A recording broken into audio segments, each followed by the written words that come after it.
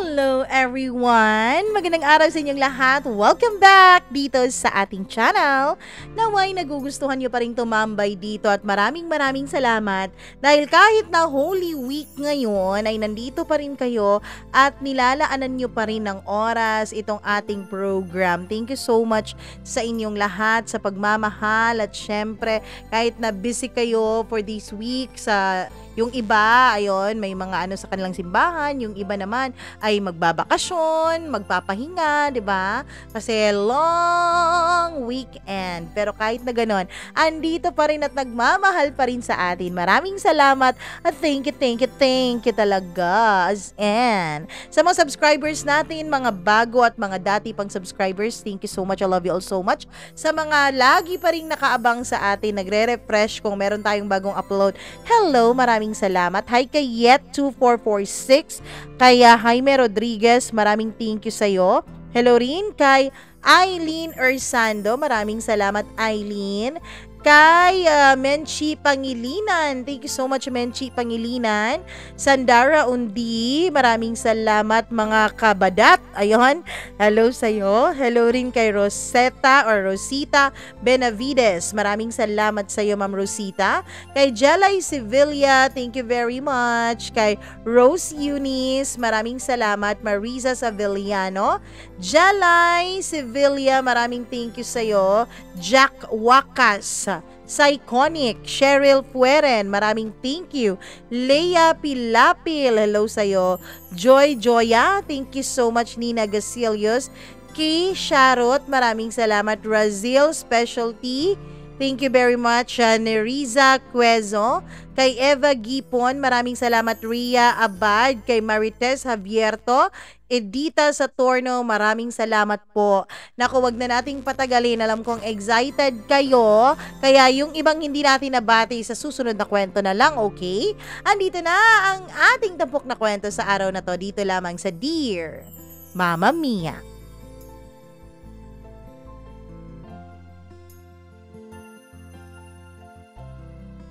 Kung minsan ang traumang ating pinagdaanan ay nagdadala sa atin sa isang buhay na hindi natin inaasahang ating mararanasan.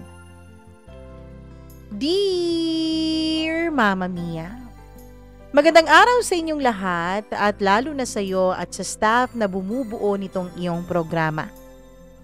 Tawagin niyo na lamang kami sa pangalang Ariel at Eric.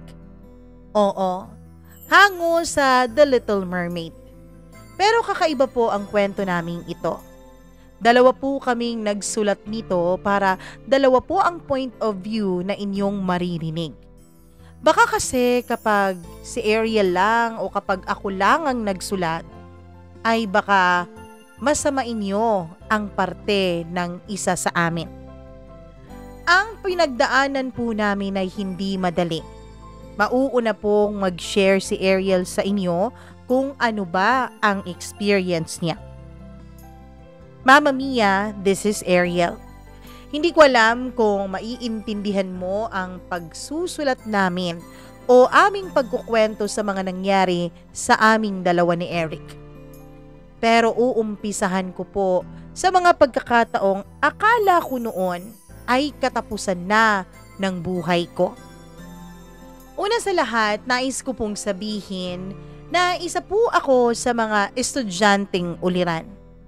Isa po ako sa mga kabataan na sumusunod lagi sa mga magulang. Isa po ako sa mga batang hindi sumusuway at nag-aaral ng mabuti.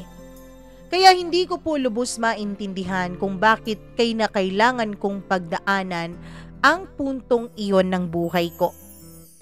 Never been touched, never been kissed. No boyfriend since birth.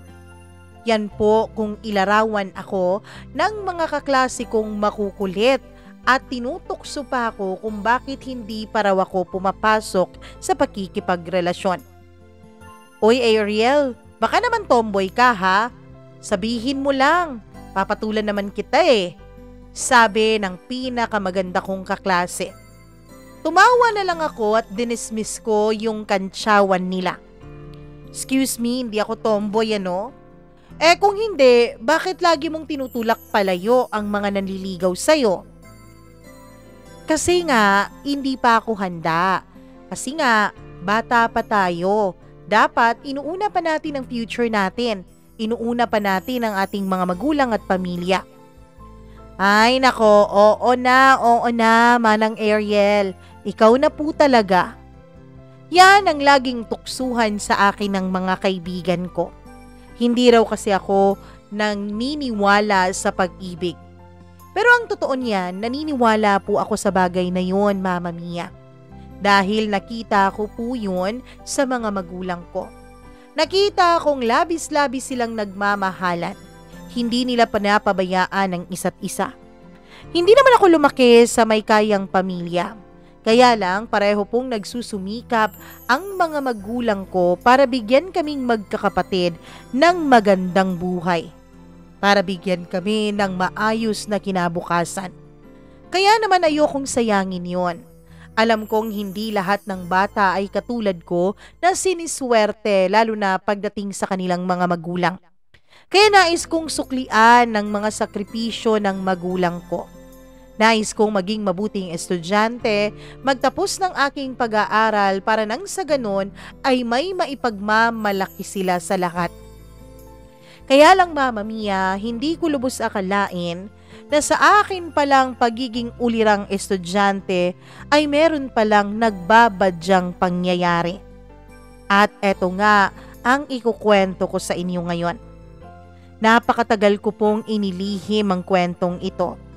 Nakakandado lamang ito sa kaloob-looban ko at ayaw na ayaw kong may makaalam. Takot na takot akong malaman ng iba dahil akala ko Mama Mia, huhusgahan ako ng lipunan. Akala ko pagtatawanan ako. Akala ko ako ang magiging masama sa harap ng maraming tao. Pero na-realize ko that carrying this pain alone is really unbearable. Hindi ko halos makayanan ang sakit na aking pinagdaanan. Buti na lang at merong isang taong handang makinig sa akin. At ngayon, ang taong ito ang nag-inspire sa akin para pagtulungan naming i-share ang naging kwento ng aming buhay pag-ibig na talaga namang kakaiba sa lahat ng mga kwentong inyong narinig dito sa inyong programa. And I know na hindi lamang ako ang makakalaya once na ikwento ko na sa iba ang tungkol sa aking mga pinagdaanan.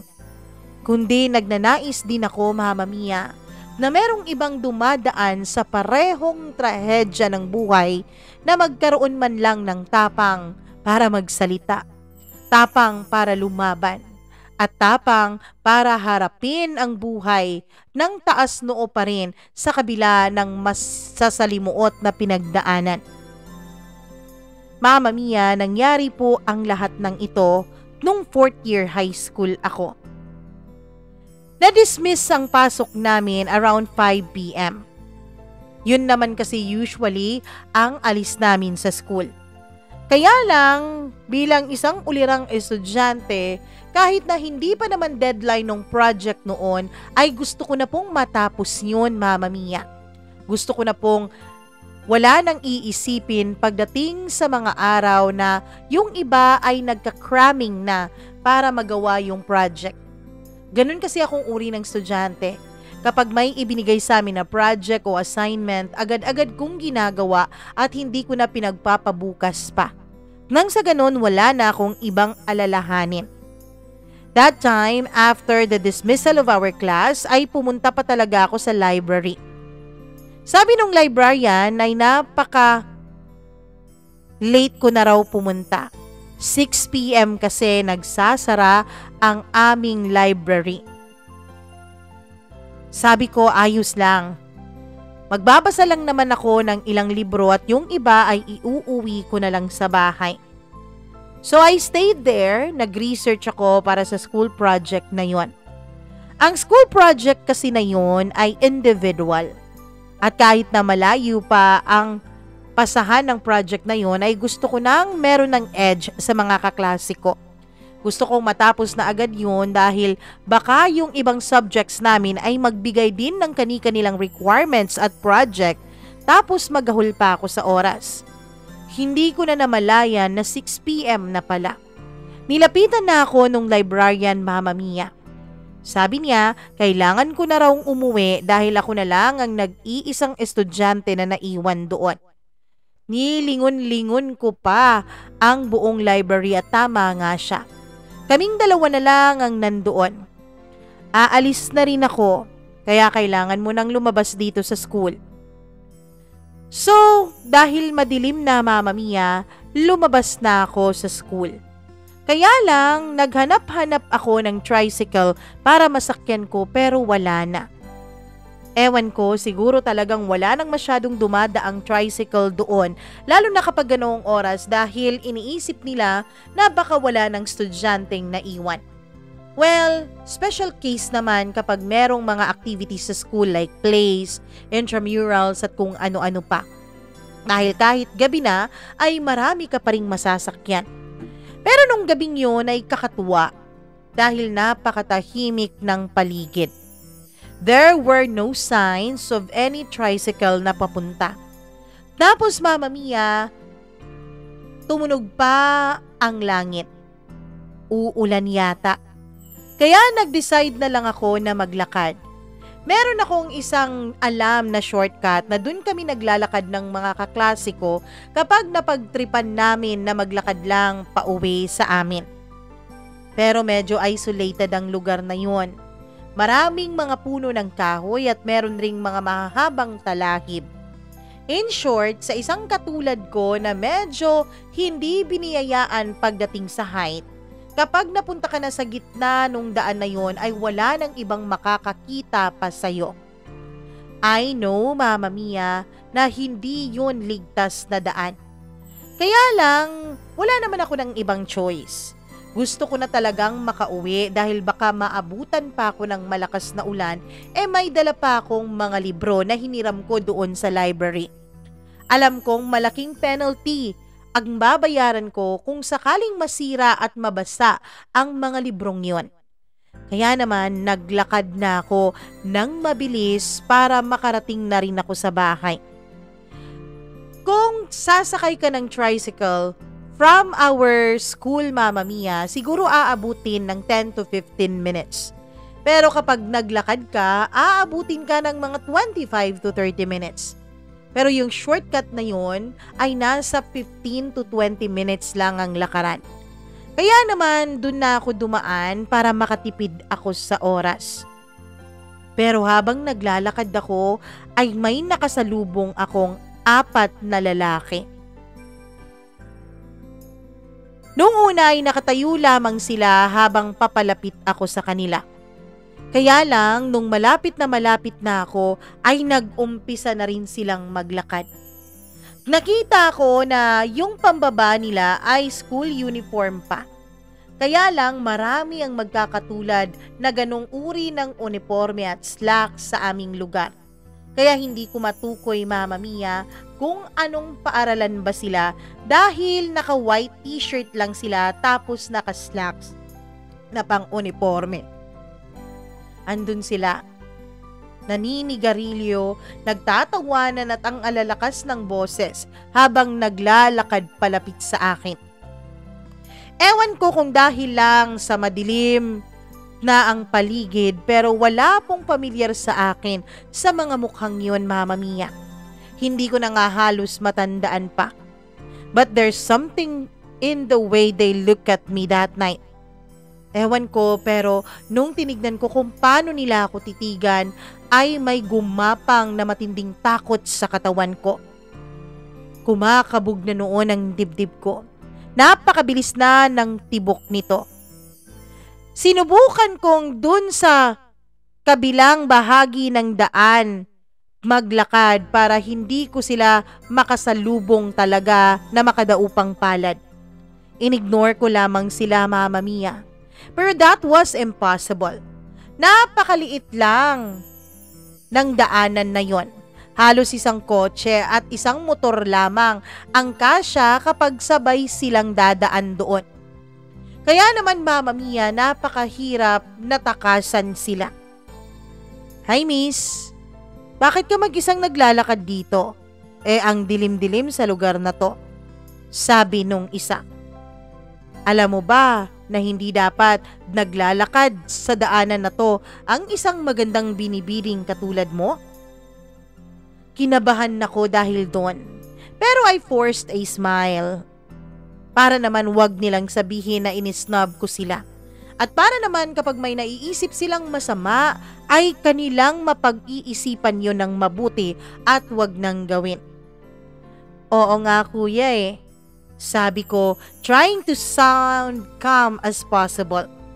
Pero ang totoo niyan Mama Mia, halos lumabas na sa dibdib ko ang puso ko sa sobrang kabang naramdaman nito. Hindi ako tumigil sa paglalakad.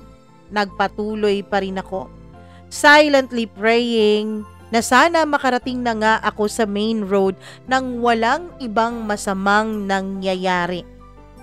Kaya lang Mama Mia, nung makadaan na ako sa kanila, siguro mga 10 segundo lang ang lumipas nung maramdaman kong lumiko sila at ngayon ay sinusundan na nila ako.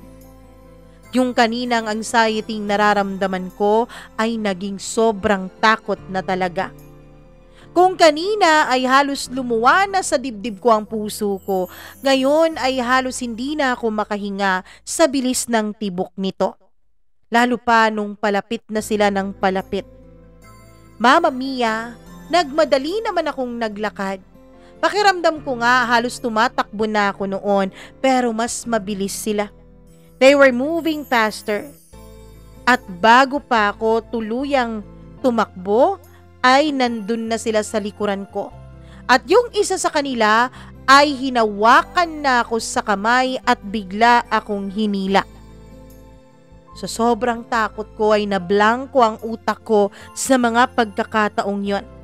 Hindi ako makasigaw Mama Mia. Hindi ako makatakbo. Hindi ko alam pero sumisigaw na ang utak at puso ko kaya lang walang boses na namumutawi sa bibig ko. Sinubukan ko pong lumaban. Sinubukan ko pong lumaban sa kanila pero mas malalakas sila ng di hamak kaysa sa akin tapos 4 pa sila at mag-isa lang ako. Babae pa. Pinagtulungan nila akong hilahin Mama Mia papunta doon sa pinakamadilim na bahagi ng daan na yon. Papunta doon sa gitna ng talahiban. At doon Mama Mia, doon ay binaboy nila ang katawan ko. Pinagtulungan nila ako. Pinagpasa-pasahan. Isa-isa silang gumamit sa katawan ko Mama Mia. Yung unang humila sa akin ang nauna. Dahil pakiramdam ko parang siya ata ang leader ng grupong yon. Pagkatapos sumunod naman yung mga kasamahan niya. I was powerless. Wala akong magawa. Wala akong kapangyarihan para pigilan sila. Walang nagawa ang mga dasal ko sa gabing yon. Lumalaban ang katawan ko. Pero yung espiritu ko Mama Mia, pakiramdam ko ay sirang-sira siya. I wanted to scream for help. Gusto kong magsisisigaw at humingi ng tulong sa kahit na sino o anumang makarinig sa akin. Pero yung boses ko, hindi po lumalabas sa bibig ko. Gusto kong tumakbo pero tinatraydor ako ng katawan ko. Pakiramdam ko Mama Mia, nung mga panahon na yon ay literal akong pinagsarahan ng mundo. Pakiramdam ko literal akong iniwan ng mga taong supposedly ay magtatanggol sa akin. Pati katawan ko, pati boses ko ay nakikikampi sa mga demonyong yon. Nakakasakal ang kadiliman na aking nararamdaman, pati na rin ang takot sa dibdib ko. Para silang mga demonyong tumatawa habang ako ay umiiyak sa ginagawa nila. Yung kanilang mga bastos na salita ay paulit-ulit na nag-i-echo sa tenga ko habang binababoy nila ang buong katawan ko. I remember praying to God, hoping for someone or anyone to hear me. Pero walang dumating, Mama Mia. Walang tumulong. At nung tapos na sila, they left me there. Iniwanan nila akong nanginginig. Punong-puno ng mga pasa, umiiyak, at gamit na gamit ang katawan. Pinagbantaan pa nila ako na dapat walang ibang makaalam sa ginawa nila sa akin. Dahil kapag nalaman daw nila, hahanapin daw nila ako. At alam daw nila kung saan ako nag-aaral. Siya nga pala, naka-uniforme pa ako, as in full uniform pa ako nung araw na yon. Kaya alam nila kung saan ako hahanapin. Wala silang pakialam sa kababuyang ginawa nila. Yung iba ay sumisipol-sipol pa habang nag-aayos ng kanilang mga pantalon at nilayuan lamang ako na para bang isang basahan matapos gamitin ay itatapon na lang ng basta-basta. Pakiramdam ko para sa kanila ay isa akong laruan. Isang babaeng pinaglalaruan nilang apat. Pagkatapos noon ay umalis na sila. Iniwanan akong mag-isa sa madilim na lugar na yon. Mag-isa, nanginginig at takot na takot. Ilang sandali pa akong umiyak doon. Hindi ko na malayan kung ilang minuto ba nila akong pinagpasapasahan. Pero pakiramdam ko ay parang tumakbo ako mula Luzon hanggang Mindanao sa sobrang pagod na naramdaman ko. But somehow, Mama Mia, nakuha ko pa ring tumayo. Kahit nanginginig ang tuhod ko, kahit ilang beses akong natumbay, pinilit ko pa ring tumayo. Sa itsura ko, naglakad pa rin ako papunta sa bahay. Punit-punit yung uniforme ko. Yung katawan ko ay magang-maga at napakasakit. Punong-puno ng mga bruises. Pero walang may alam. Nung nakarating ako ng bahay ay madilim na. Tulog na ang lahat. Pumasok ako sa kwarto ko. At nung natingnan ko ang sarili ko sa salamin, ay umiyak na naman ako ng tahimik. Naligo ako, pilit kinukus ko sa tinatanggal ang duming dumikit sa katawan ko. Ang madudumi nilang mga halik, ang madudumi nilang mga haplos. Pilit ko yung tinatanggal gamit ang sabon at tubig. Naglock ako sa loob ng banyo and umiyak ako ng umiyak sa ilalim ng shower. Siguro, Mama Mia, ilang oras akong nandun. Umaasa ako na sana sa pamamagitan ng pagsabon ko at pagligo ko ay mawala ang hiya, ang sakit, at ang panglalapastangan nila sa akin. Pero hindi. Kahit na malinis na ang katawan ko nung lumabas ako ng banyo, kahit na nagamot ko na ang mga pasa sa katawan ko, deep inside ay parang bago pa rin lagi ang sakit na naramdaman ko, Mama Mia. Hindi ako pumasok sa school kinabukasan. Hanggang sa ang kinabukasan ay naging 2 araw, naging 3 araw hanggang sa naging 1 buong linggo. Nagtatanong ang pamilya ko kung anong nangyari. Sabi ko, hindi ako okay. May sakit ako. Sabi ko, nilalagnat ako at masakit na masakit ang buong katawan ko. Totoo naman yun, Mama Mia. Nilagnat ako ng pagkatindi-tindi matapos ang gabing yun. At totoo ding masakit na masakit ang katawan ko. Kaya lang, hindi lang naman pisikal ang sakit na iniinda ko noon. I was emotionally broken. At hindi ko gusto na kahit isa ay may makaalam tungkol sa mga pinagdaanan ko. Ayokong sabihin sa pamilya ko. Nakakahiya. Natatakot din ako na baka sisihin pa nila ako kung bakit naglakad akong mag-isa sa gabi. Kung bakit ako nagpagabi sa school, pwede naman na ang project na yon ay wag na munang gawin. Dahil hindi pa naman due yun eh. Hindi pa deadline. para makaiwas ako sa mga tanong ng pamilya ko, para makaiwas ako sa kanilang mga mapag-usisang mga mata. Sa sumunod na linggo ay pumasok na ako kahit ayoko pang makakita ng ibang tao. Ang totoo niyan, Mama Mia, kapag nakakakita ako ng mga estudyanteng nakaslacks lamang at yung upper ay naka-white shirt, ay talagang kinakabahan ako. Nanginginig ako sa sobrang takot. At habang lumilipas ang mga linggo, mas lalo akong naging paranoid. Natatakot ako sa isang katotohanan na baka magbunga ang panglalapastangan nila sa akin. Baka mabuntis ako ng isa sa mga gago at hayop na yon. So nag-research ako. Uminom ako ng uminom ng soft drinks. Mula umaga hanggang gabi, soft drinks lang at kape ang tanging dumadaloy sa sistema ko. Hoping it would help me or at least distract me. Lahat ng nakita ko sa internet na pwedeng inumin para wag mabuntis ay binili ko at ininom ko, Mama Mia. Lahat ng sa akala ko'y makakapigil sa pagbubuntis na maaaring mangyari sa akin ay ininom ko. Desperado na ako na wag mabuntis dahil alam ko, Mama Mia, tuluyan na talagang masisira ang buhay ko kapag nagbunga ang kahayupang ginawa nila sa akin. Desperado ako noon. Desperado akong wag humarap sa mga consequence ng ginawa nilang pambababoy sa sarili ko. Every day, I feared the worst. Every day, tinatanong ko ang sarili ko, ano ba ang gagawin ko kapag nabuntis nga ako? Ano ba ang sasabihin ko sa pamilya ko? Thankfully, hindi ako buntis. Pero kahit na hindi ako buntis, ay nananatili pa rin sa sarili ko ang takot.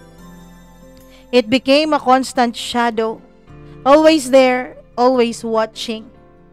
Minsan nga, Mama Mia, may isa akong kaklase na itago natin sa pangalang Eric na laging lumalapit sa akin. Laging nakikipag-partner kapag meron pong mga activity sa school na by pair o di kaya makikigrupo kapag by group naman. Pero lagi ko siyang dinidismiss. Dati naman, hindi naman po ako man-hater.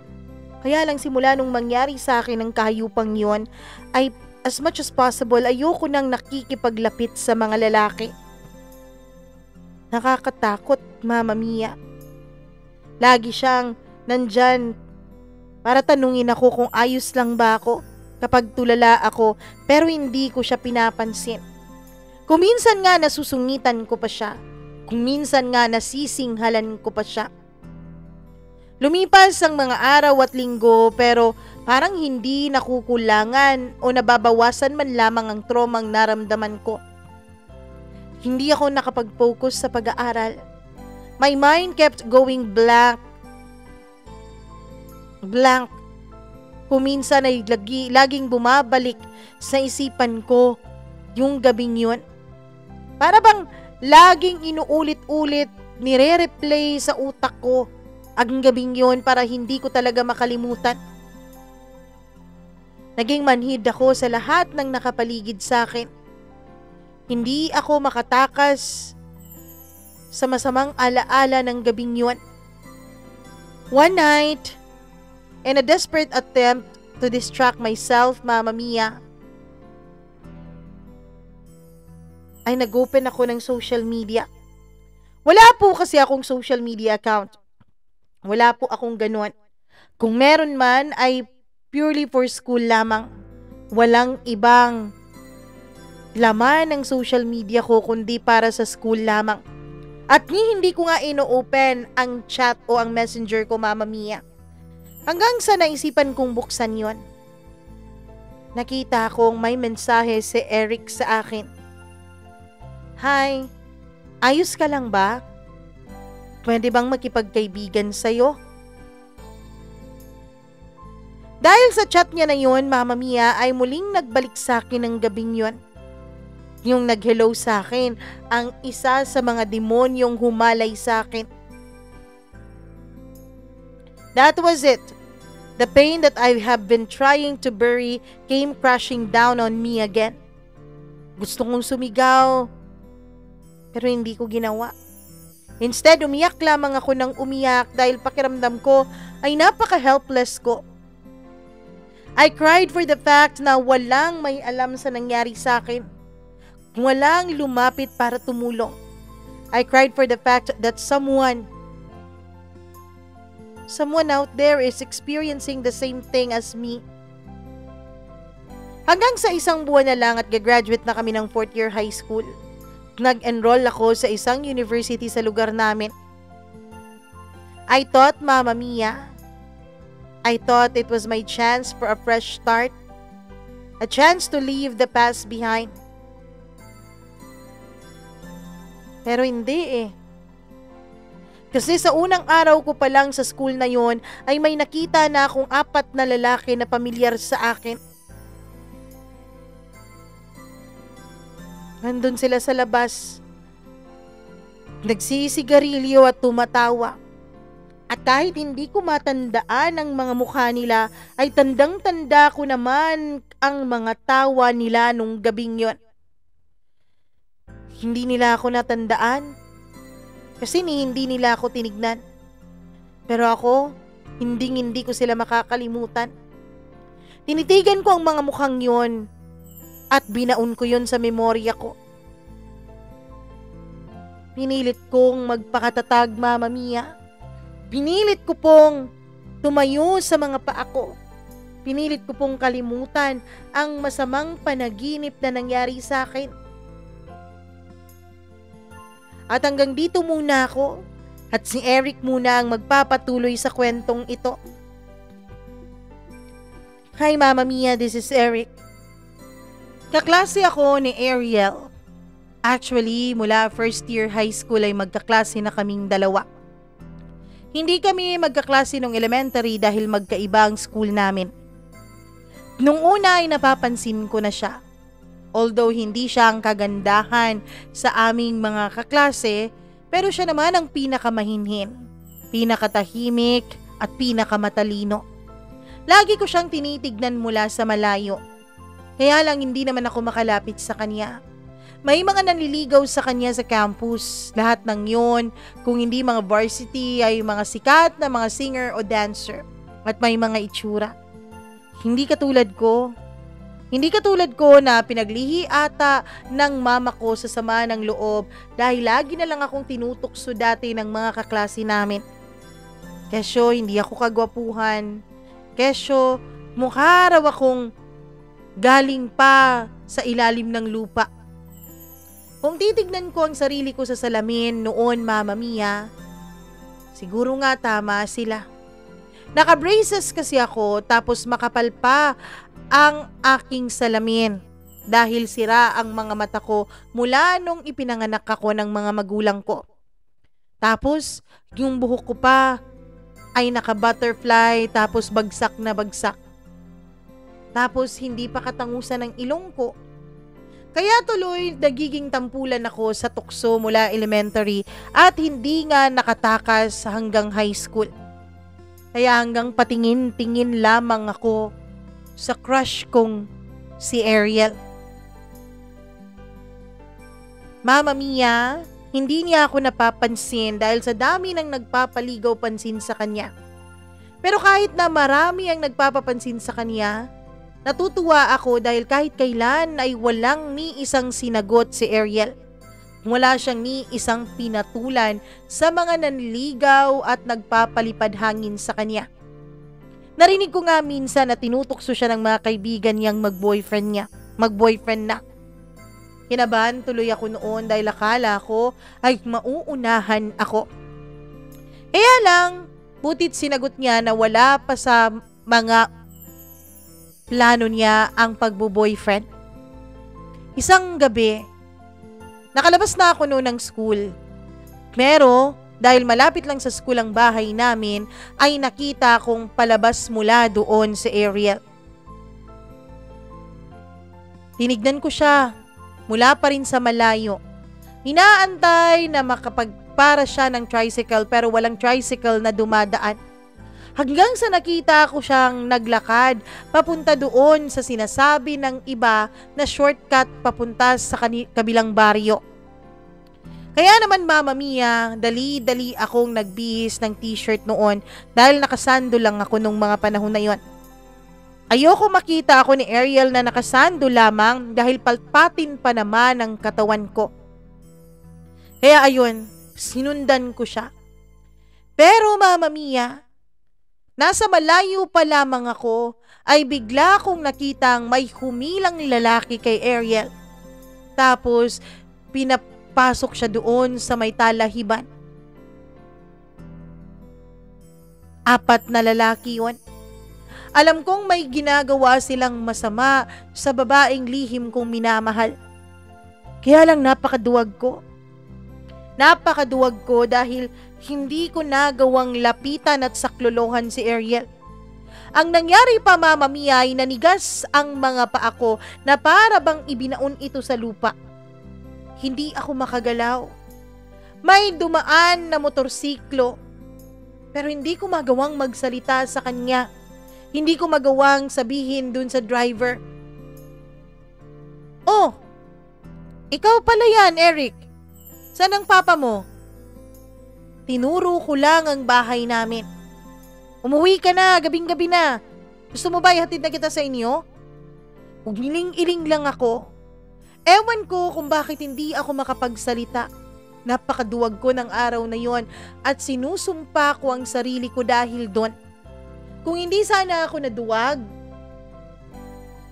sana na iligtas pa si Ariel.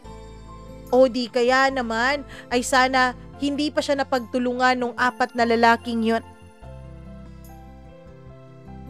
Mama Mia, hindi ko alam kung ilang minuto akong nakatayo doon sa kinatatayuan ko. Pero nung nakita akong may lumabas na ng mga lalaki mula doon sa direksyon ng talahiban na pinagdalhan nila kay Ariel, ay bigla akong nagtago sa isang puno ng kahoy. Buti na lang at payatot ako, kaya naman hindi agad ako nakita ng mga lalaking yon. Nung nakaalis na silang 4 doon sa lugar na yon, ay lalapitan ko sana si Ariel.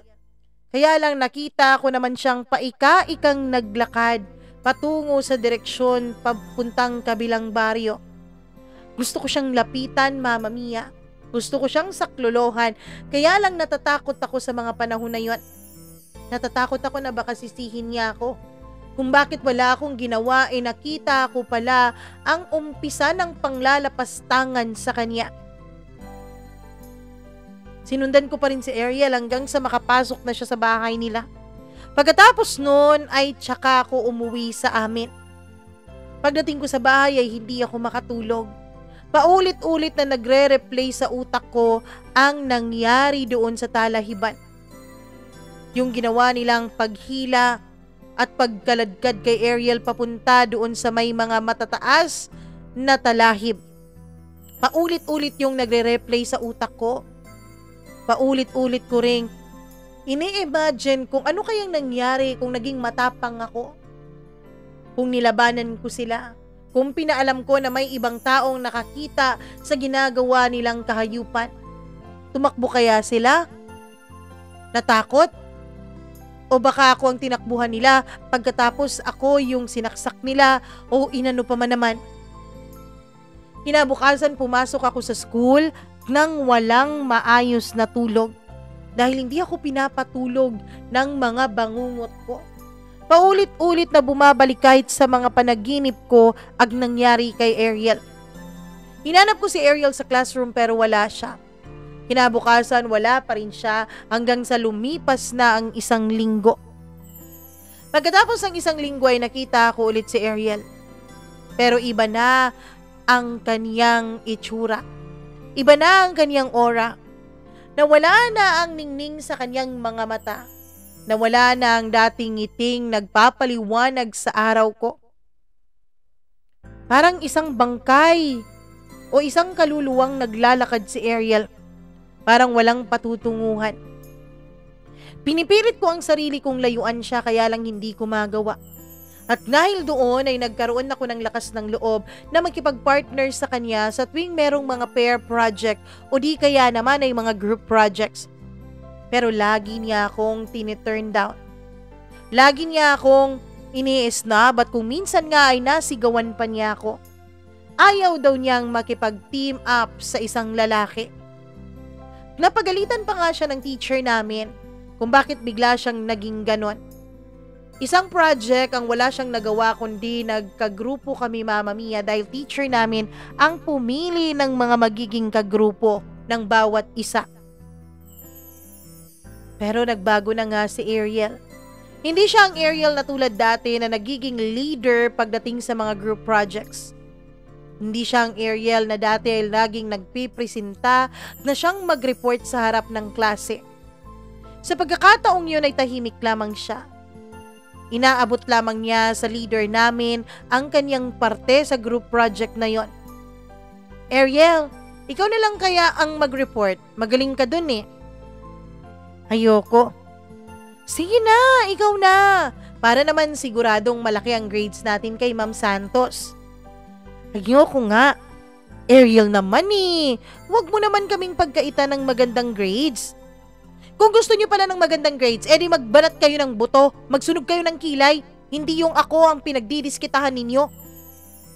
Sigaw ni Ariel pagkatapos ay umalis sa loob ng classroom. Nagtataka ang mga kaklase namin, nagtatanong kung anong nangyari sa kanya at kung bakit siya nagkaganon. Tanging ako lamang ang may alam kung bakit nagkaganon ang babaeng lihim kong hinahangaan. Pero Mama Mia, kung dati ay humahanga na ako kay Ariel, ay mas dumoble pa ang hanga ko sa tibay niya. Dahil kung iba lang ang nakaranas ng mga pinagdaanan niya, siguro sumuko na sa buhay. Kaya lang sadyang matapang at matatag na babae itong si Ariel. Hindi basta-bastang natitibag ng mga pagsubok. Hanggang sa graduate na nga kami. Hindi na nga nakagraduate na valedictorian si Ariel dahil distracted na siya sa huling mga buwan ng pasok. Salutatorian na lamang siya nung graduate siya Mama Mia. Pagkatapos noon ay talagang inalam ko kung saan siya mag-aaral. Pero laking pagkakamali naman dahil hindi ako dun pinag-aral ng mga magulang ko. Pinapunta nila ako ng Maynila. Dahil para raw, mabantayan ako ng kuya ko. Doon kasi nag-aaral ang mga kapatid ko. Bunso kasi ako sa 5 magkakapatid, kaya ayaw ng mga magulang ko na ako lang ang mag-isang nandito, lalo pat pa-travel ang mga trabaho nila. Nga naman wala akong nagawa. Isa lamang akong hamak na estudyante na umaasa pa sa kanyang mga magulang. Kaya wala akong nagawa nung dun na nila ako sa Maynila pinag-aral. Mama Mia, nung dun na ako, ay hindi pa rin maalis-alis sa puso't isip ko si Ariel. Dun din nag-umpisa ang mga tuksuhan sa akin. Na kesyo bakla raw ba ako kung bakit wala akong nililigawan. Nagka-puberty na nga pala ako nung mga panahon na yun at nagbago na rin ang itsura ko. Natanggal na rin ang makapal kong glasses dahil nagko-contact lens na ako noon. Ayon na rin yun sa udyok ng ate ko. Hindi raw nakikita ang kagwapuhan ko kapag hindi ko tatanggalin yung braces ko tsaka yung makakapal kong glasses. Hanggang sa natanggal na rin pati braces ko. Hanggang sa para malibang ay sumasama-sama ako sa kuya kong mag-basketball. Hanggang sa naging varsity ako ng basketball ng school namin at dahilan para maging scholar ako. At dahil doon, hindi po ako madalas na nakakauwi sa amin. Tuwing Pasko lamang. At tuwing Pasko ko lamang nasisilayan ang babaeng labis ko pa ring minamahal. 3rd year college nung muli kong masilayan si Ariel. Napakaganda na niya. Dalagang-dalaga na. Hindi bakas sa kanyang itsura ang tromang kanyang pinagdaanan. Malayong malayo kung tutuusin sa mga babaeng dumadaan sa matinding trauma at pagsubok. Doon ay nagkaroon ako ng lakas ng loob para bisitahin si Ariel sa bahay nila. Buti na lang at kaibigan ko ang isa niyang kapatid kaya nagkaroon ako ng alibay kung bakit ako nandun sa kanilang bahay. J-Lord, crush ko ata ate mo eh. Matapang kong amin sa kapatid ni Ariel. Talaga? Alam mo, boboto ako sa'yo. Sa'yo talaga ako pupusta dahil alam kong mabait ka. Pwera na lang kung hindi ka na mabait sa Maynila ngayon. Pwera na lang kung nahawa ka na sa ibang mga Manila boy doon na mga playboy na. Hindi Sigurado ka ba? Tignan mo nga yung itsura mo, ang laki na ng pinagbago mo. Para ka nang isa dun sa mga lalaking ang hilig ay manakit ng damdamin ng ibang babae. Uy, hindi Siguraduhin mo lang yan, Eric. Dahil kapatid ko yung pinag-uusapan natin Kung liligawan mo siya, tutulungan kita. Kaya lang, dapat mo talagang ayusin ang pakikitungo mo sa kanya. Hindi yung gagamitin at sasaktan mo lang ang kapatid ko. Promise, hindi. Masayang masaya ako dahil tinutulungan ako ng kapatid ni Ariel para diskartehan siya.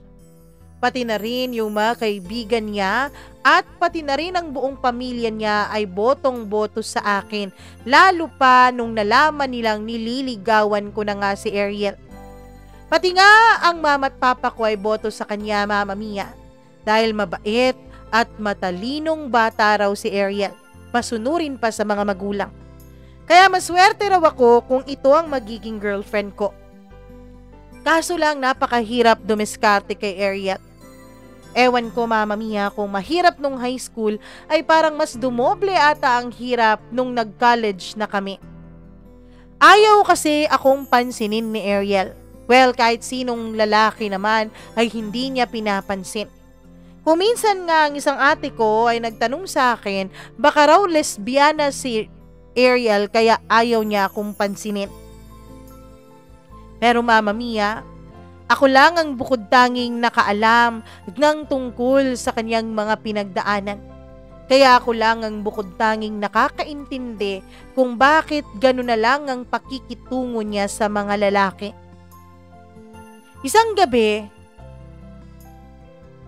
tapos na kami noon sa pag-aaral at nag-aantay na lamang ako ng resulta ng board exam, samantalang si Ariel ay nagtatrabaho na sa isang bangko sa lugar namin. Nakita ko siyang papalabas sa bangkong yon. Nagpunta kasi ako ng syudad nung araw na yun dahil may inaasikaso ako at may pinapagawaring errand sa akin ng mama ko. Hoy Ariel, pauwi ka na? Tanong ko nung lapitan ko siya. Eric, anong ginagawa mo dito? Wala, dyan kasi ako galing dyan sa mall sa tabi ng bangkong pinagtatrabahuan mo. Kaso nakita kita, kaya eto, nilapitan na kita. Pauwi na ako pero kaya ko nang mag-isa. Hindi. Sasamahan na kita. Huwag na nga Eric, kaya kong mag-isa. Mama Mia, pakiramdam ko ay naulit ng gabing yon. Ang gabi kung kailan ay nagawan ng kademonyuhan si Ariel ng mga 4 na lalaking yon. Kasi maulan ng gabing yon. Nahirapan siyang sumakay. Nakasakay siya ng jeep, kaya naman sumakay din ako sa isang taxi at pinasundan ko ang jeep na yon. Pero ang jeep na yon ay hindi dumadaan sa mismong daanan ni Ariel. Tumigil si Ariel sa may kanto at siguro nasa mga 3 to 5 minutes pa ang lakaran bago makarating sa bahay nila. Kaya naman, pumara na rin ako at tumigil na rin ako dun sa kanto nila at sinundan ko na lang siya ng palihim. Mama Mia, nang biglang may makasalubong siyang 3 lalaki na siguro mga lasing ang mga yon. Nag-hi pa sa kanya pero biglang natakot si Ariel at bigla siyang nagtatatakbo. Agad ko siyang sinalubong at niyakap. Yumakap din naman si Ariel sa akin. Ano nangyari sa'yo? Bakit takot na takot ka? Sorry pero natakot lang talaga ako. Sige na, tahan na. Halika na, ihahatid na kita sa inyo. Dahil sa pangyayaring yon ay naging close kami ni Ariel. Dahil sa pangyayaring yon ay binuksan na niya ang bahay nila para sa akin. Tuwang-tuwa naman ang mga magulang namin dahil akala nila ay nagkakamabutihan na kaming dalawa. Kaya naman isang araw, birthday yon ng mami ko. Agad ko siyang pinapunta ng bahay dahil imbitado siya ng mga magulang ko. Hindi pa ako nakapagbihis sabi niya. Pero may dala naman akong damit. Uuwi na lang ako ng bahay at doon ako magbibihis. Nakalimutan ko kasing magbihis doon sa bangko. Sabi niya sa akin. Hindi na, sa bahay ka na magbihis. Halika na. Sabay na tayo. Pagdating namin sa bahay ay pinapasok ko siya sa kwarto ko. Doon ko siya pinagbihis. Lumipas ang 5 minuto ay walang Ariel na lumabas. 10 minuto wala pa rin. Kinatok ko siya.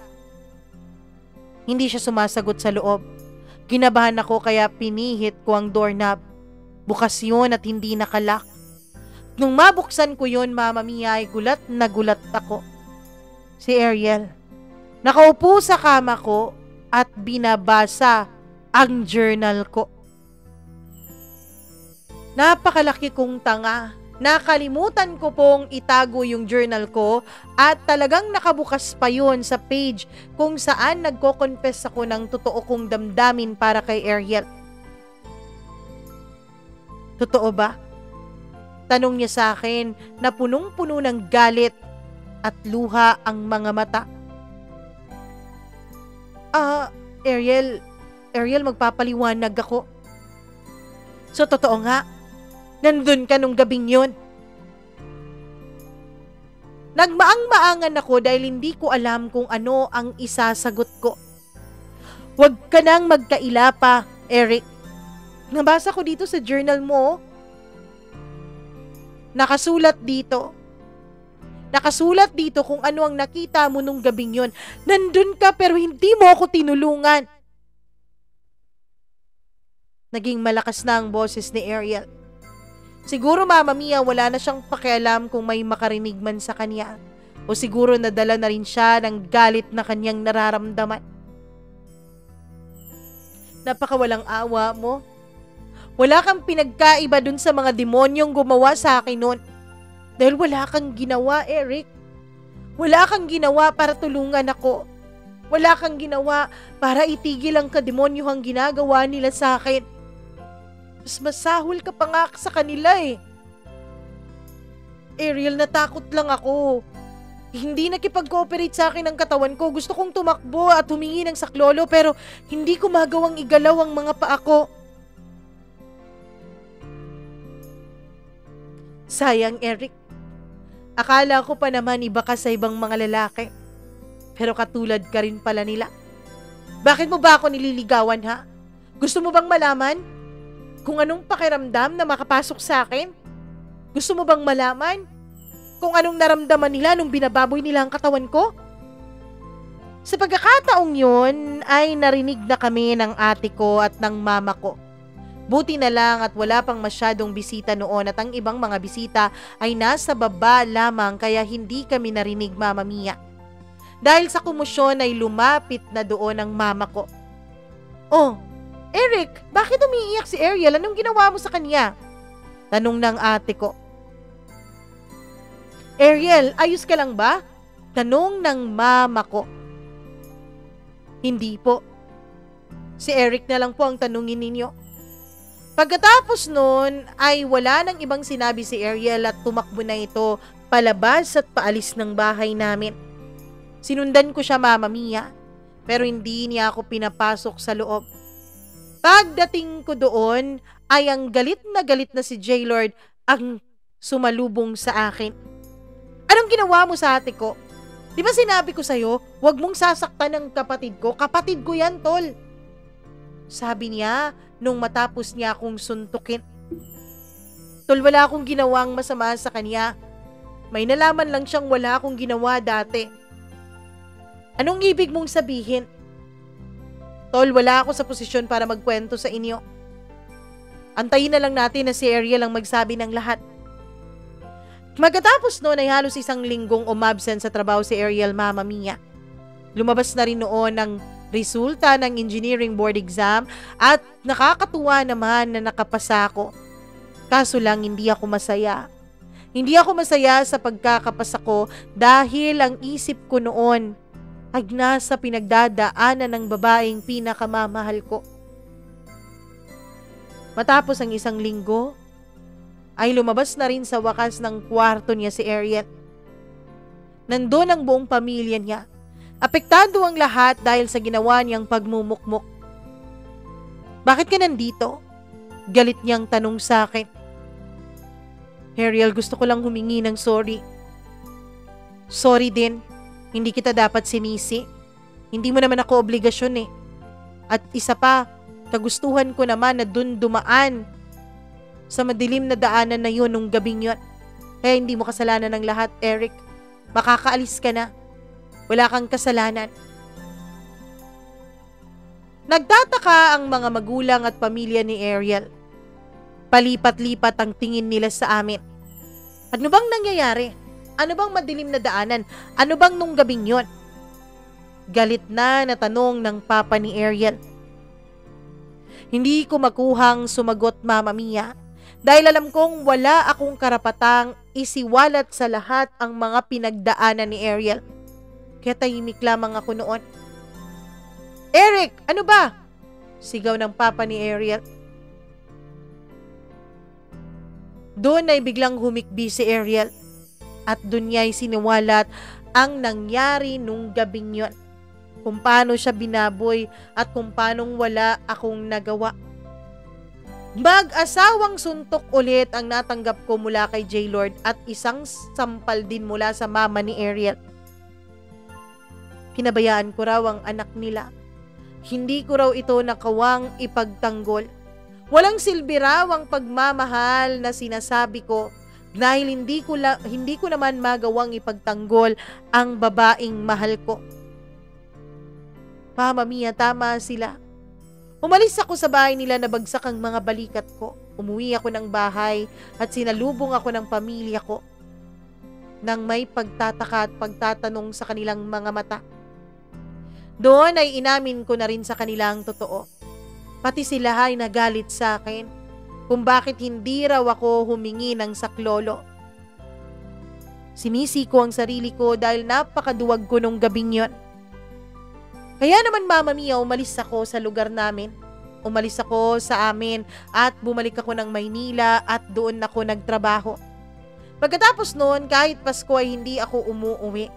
Wala kasi akong mukhang maihaharap sa pamilya ni Ariel, sa kanya at pati na rin sa pamilya ko. Humingi ng tawad ang pamilya ko sa pamilya ni Ariel. Sa pagkakalam ko ay naging maayos din naman ang mga pamilya namin. Magkatapos ng pag-aayos na yun ay inayos ko na rin ang mga papeles ko para magpuntang abroad. Na-hire kasi ako sa Saudi, Mama Mia, bilang isang engineer doon. 5 taon ang kontrata ko. Kinuha ko ang kontratang yon para makaalis sa lugar na yon at mabigyan ng pagkakataong huminga si Ariel pati na rin ang sarili ko. Matapos ang 5 taon ay umuwi ako dito sa Pilipinas. Gulat na gulat ako, Mama Mia, nung sinundo ako ng pamilya ko sa Naiya Airport. At nandun din ang babaeng pinakamamahal ko. Bunso, kailangan niyong mag-usap ni Ariel. Sabi ng isang ate ko. Ariel, maayos ka na ba? Hindi ka na ba galit sa akin? Umiling-iling siya pagkatapos ay umiiyak na yumakap sa akin. Nauna nang umalis sa harapan namin ng aking pamilya at nagpunta na doon sa sasakyan. Naiwan kaming dalawa ni Ariel. Binitbit pa ng kuya ko ang mga bagahe ko para kaming dalawa na ni Ariel ang mag-usap. Naupo muna kami sa isang malayong bench doon.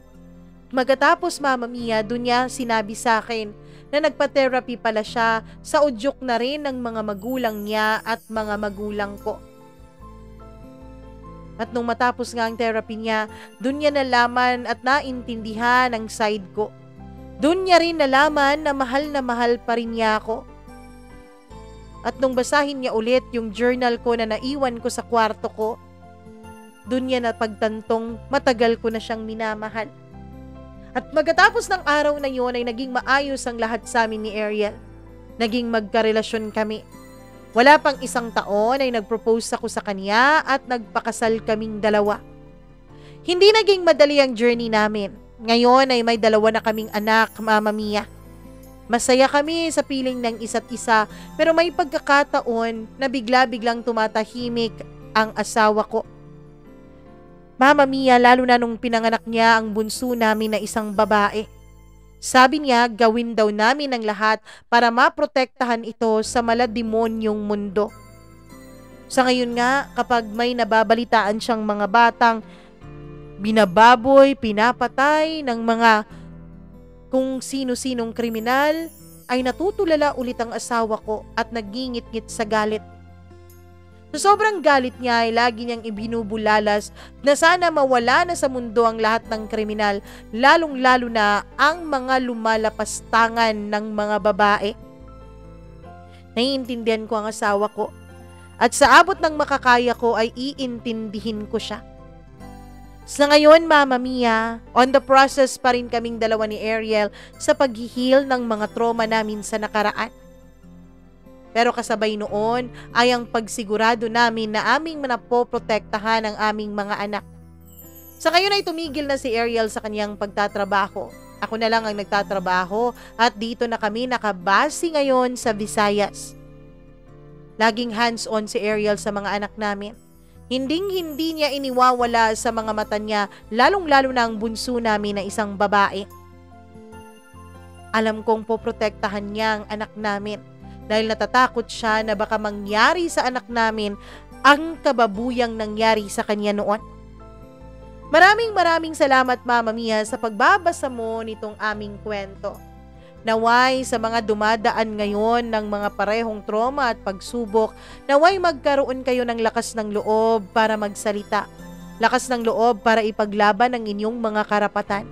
At naway sa mga tao dyan na walang ginagawang masama pero alam at nakikita yung mga ginagawang masama ng iba, sana wag rin kayong manahimik.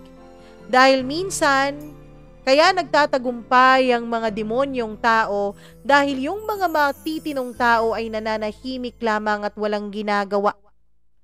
Hanggang dito na lamang po, lubos na gumagalang. Ariel at Eric.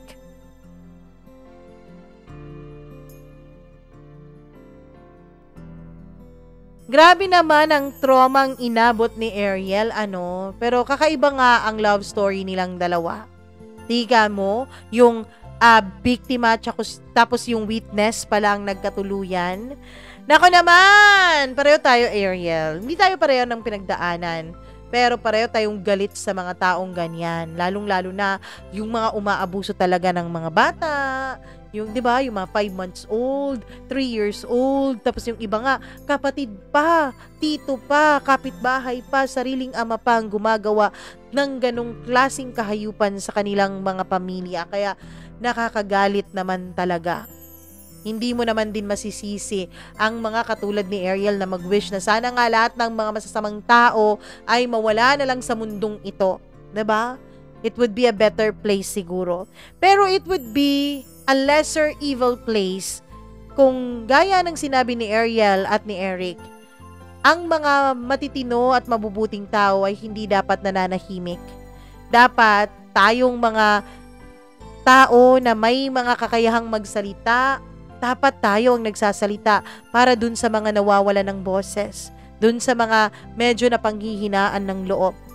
Sana dumating ang araw na lahat ng mga mabubuti at matitinong tao ay hindi lamang ang kanilang mga sarili ang kanilang magawang panindigan, kundi pati na rin yung iba na walang kakayahan na panindigan ang mga sarili nila. Maraming salamat Eric at Ariel sa pag-share ninyo ng inyong kakaibang love story at nakakatroma naman talagang karanasan sa buhay dito sa ating programa.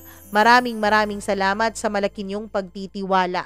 At kung ikaw na nakikinig ngayon, kung nagustuhan mo o Kahit hindi mo nagustuhan ang kwentong to, i-share mo ang kwentong ito for awareness. Like and share this video. Pagkatapos ay mag-subscribe na rin kayo dito sa ating channel para lagi po kayong naa-update sa tuwing meron tayong bagong upload o bagong kwento na inilalabas. Maraming salamat po sa inyong lahat at naway ma-inspire din kayo na mag-share ng sarili ninyong kwento dito sa ating programa. Mag-email lamang po kayo mamamiacdo0317@gmail.com. That's mamamiacdo0317@gmail.com.